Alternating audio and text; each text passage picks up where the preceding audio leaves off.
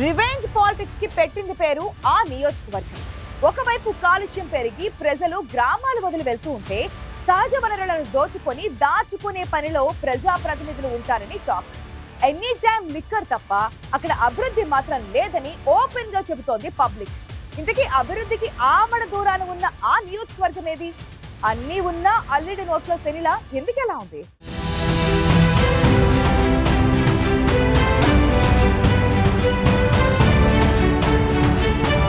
రాజకీయాలను కాచి వడబోసే నెల్లూరుకి ఆ నియోజకవర్గం కూతవేటు దూరం. పవర్ ప్లాంట్లు, కృష్ణపట్నం పోర్టు, పదుల సంఖ్యలో కంపెనీలు ఉన్నాయి.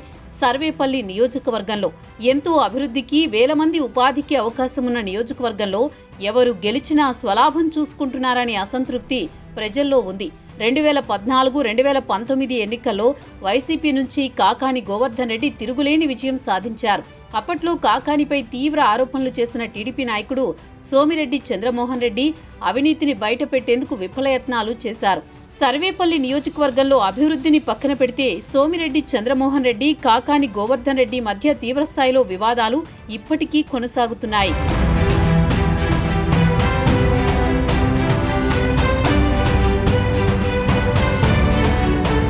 గడిచిన 10 ఏళ్లుగా సర్వేపల్లి అందరి నోళ్లలో నానుతూనే ఉంది. కేసుల నుంచి కోర్టులో ఫైళ్ల చోరీ దాకా ఈ నియోజకవర్గంలో రాజకీయం రచ్చ చేసింది. గత ప్రభుత్వంలో బటన్ నొక్కితే అందే పథకాలు తప్ప మరో అభివృద్ధి లేకుండా పోయిందనే విమర్శలున్నాయి. కాకాని 10 ఏళ్లు ఎమ్మెల్యేగా ఉన్నా చివర్లో మంత్రి అయినా సర్వేపల్లి రూపురేఖలు మార్చలేకపోయారని ప్రజలు భావించారు. 2024 ఎన్నికల్లో సర్వేపల్లిలో సోమిరెడ్డి చంద్రమోహన్ రెడ్డిని గెలిపించారు. కూటమి ప్రభుత్వం అధికారంలోకి వచ్చి ఏడాది పాలన పూర్తి చేసుకుంది. అయినా ఎన్నికల్లో ప్రజలకు ఇచ్చిన హామీలు నెరవేరకపోవడంతో కూటమి ప్రభుత్వంతో పాటు స్థానిక ఎమ్మెల్యేపై ప్రజల్లో అసంతృప్తి మొదలైందంటున్నారు.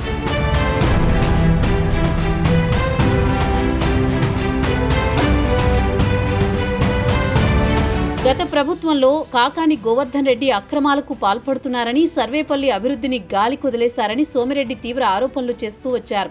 కాకాని ఓడి సోమిరెడ్డి గెలిచినా ఆ ఇద్దరి మధ్య పొలిటికల్ ఫైట్ తప్ప సర్వేపల్లిలో అభివృద్ధి అడుగు ముందుకేయడం లేదంటున్నారు నియోజకవర్గ ప్రజలు.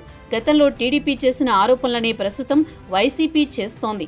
ఎమ్మెల్యే మారినా సర్వేపల్లిలో అవే ఆరోపణలు గుప్పుమంటున్నాయి.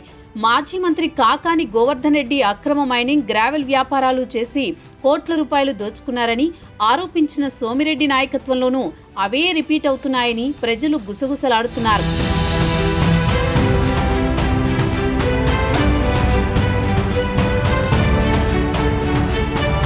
మాజీ మంత్రి, వైసీపీ జిల్లా అధ్యక్షుడు కాకాని గోవర్ధన్ రెడ్డి అక్రమ మైనింగ్ కేసులో జిల్లా జైల్లో రిమాండ్ ఖైదీగా ఉన్నారు.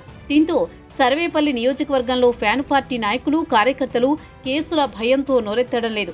కొందరైతే ఎందుకొచ్చిన గోలని వేరే ప్రాంతాల్లో ఉంటున్నారు. గతంలో విపక్షం వేలెత్తి చూపిస్తుందనే భయమున్నా ఉండేది.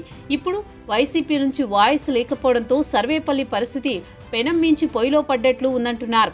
నియోజకవర్గంలో అక్రమ మైనింగ్, గ్రావెల్ తవ్వకాలు, వాడవాడకి బెల్ట్ షాపులు తప్ప అభివృద్ధి ఎక్కడని ప్రజలు ప్రశ్నిస్తున్నారు. కాకాని అక్రమాలను ఇన్నేళ్లు ప్రశ్నిస్తూ వచ్చిన సోమిరెడ్డి తాను గెలిచాక కూడా వస్తున్న ఆరోపణలపై ఎలా స్పందిస్తారో మరి.